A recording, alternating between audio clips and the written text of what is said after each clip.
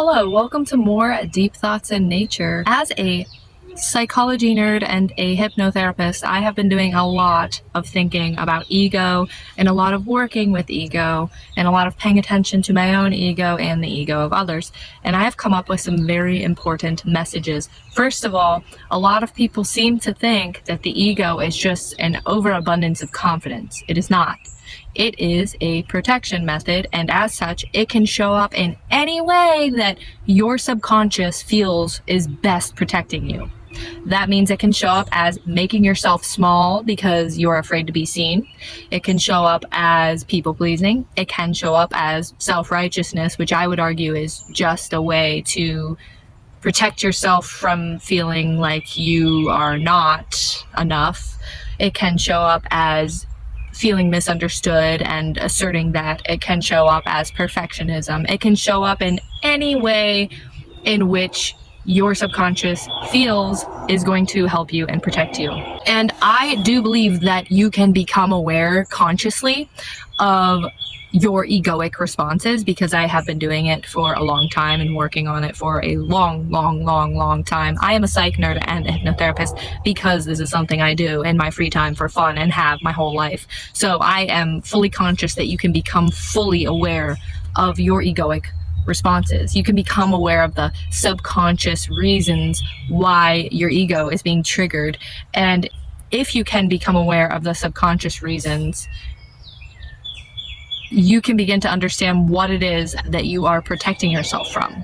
And if you can begin to understand what it is that you are protecting yourself from, then you can begin to separate your ego from very valuable truths. And the reason that this is important to do is because if you don't, what ends up happening, if you just let them go under the radar because you're protecting yourself and it's too uncomfortable, they're not going to go anywhere. They're going to grow. They're going to cause issues in relationships. They're going to cause issues with you trying to achieve your goals because you're not dealing with your ego.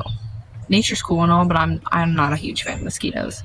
So this is something that I see a lot, and a lot of times it does show up as trying to find a reason to justify your own egoic responses by saying why somebody else is wrong. I do this a lot. Everybody does this. For example, I used to have a thing where I would get really annoyed and I wouldn't want to be around people who were very try hard. You know what I mean? Like they lacked social skills.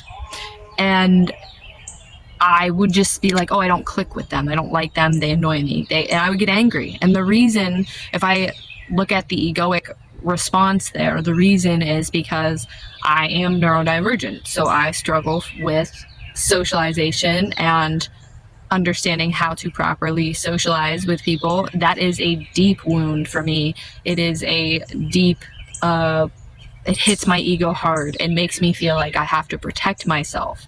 And the way that I protected myself was by being angry at people who who try really hard to fit in.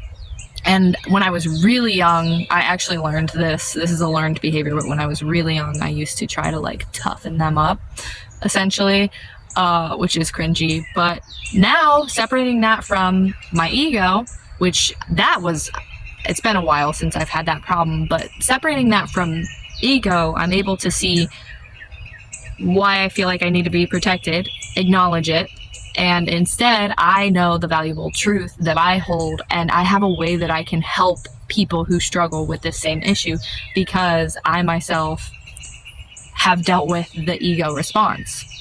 So you can actually, if you are willing to dig deep into those very uncomfortable feelings and push past your ego, you can actually help other people with it. And you don't have to deal with it in your subconscious. It really lightens a load. Essentially, I realized that pretty much anytime anybody gets mad over something trivial, I'm not talking about if somebody is stepping on your boundaries majorly or clearly doesn't care about you having your own autonomy in some way. I'm talking about normal conflict.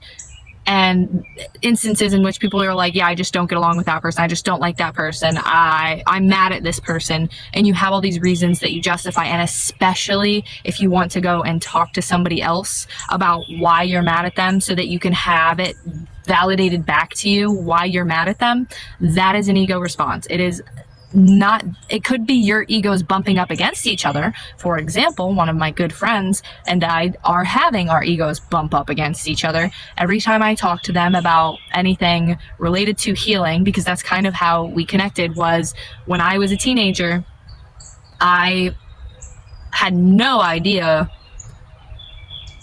what a dark place I was in and what a people pleaser I was and that type of thing. And she was a couple of years older than me, and she was kind of pulled me out of that. She was like, hey, like, people around you treat you like crap. And we kind of connected over healing and reading self-help books and things like that. Well, I continued doing that and made it my profession. And so now it is my chosen profession. And every time I talk about it, I feel a competitive energy. And for a while, I did get, like, it triggered my ego to feel that competitive energy. And then I realized that it is our egos bumping up against each other, because from her perspective, she chose to prioritize other things. Not that she doesn't prioritize healing, but she doesn't prioritize it in the same way that I do. So her ego response of the competitive nature is likely a feeling of missing out on that, or feeling left out, like an unachieved goal or something of that nature, where it's like kind of got left behind type thing. That might be her ego response. Whereas then my ego response is that competitive nature that I'm feeling makes me feel judged. So that triggers my ego response because of that. So separating my ego responses from the interaction that's actually happening there allows me to continue with the relationship more informed and less focused on conflict, and to not let resentment get the better of me, or why is this person acting this way, get the better of me. In that instance, that's a relationship saver, a relationship helper. And there are, in a lot of instances, it's also a way that if you can separate your ego from the truth that is actually there, it becomes a way that you can help other people as well. And the thing about it is, I'm going to make a video about how difficult it is to really truly look at your ego responses, the dark, uncomfortable shit. But it is very uncomfortable. So even a lot of times, even myself, a lot of times you have to constantly remind yourself that when these things pop up, there's a reason for it, and you can't just make excuses and say this person's wrong, that person's wrong, I'm right, X, Y, and Z. This is why I'm superior. This is why I'm in the right. This is why I'm being mistreated. This is why I'm a victim. You cannot just do that. That's the easier route, but that is going to grow beneath the surface and really mess your life up and the lives of everyone around you, because you're just going to be leaking your festering wound everywhere. So it really takes checking in with yourself anytime something conflictual or uncomfortable pops up and being like, what is the response, the ego response happening here?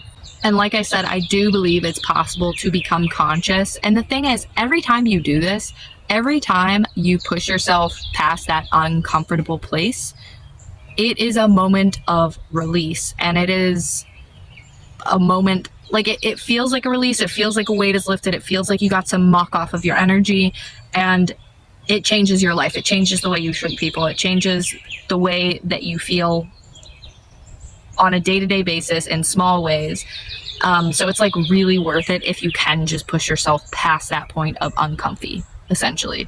So I wanted to talk about this because I think that it is very important that more people become aware of their ego responses, because if more people become aware of their ego responses, that leads to better coexisting. It leads to better understanding each other. It leads to your own life feeling better and lighter, and being able to get along with those around you and it makes everything lighter and better. So I think it's really important to actually hold yourself accountable and push yourself to those uncomfortable parts so that you can learn to work with your ego and find out what the actual truth is versus what the protection, what you're trying to protect yourself from is.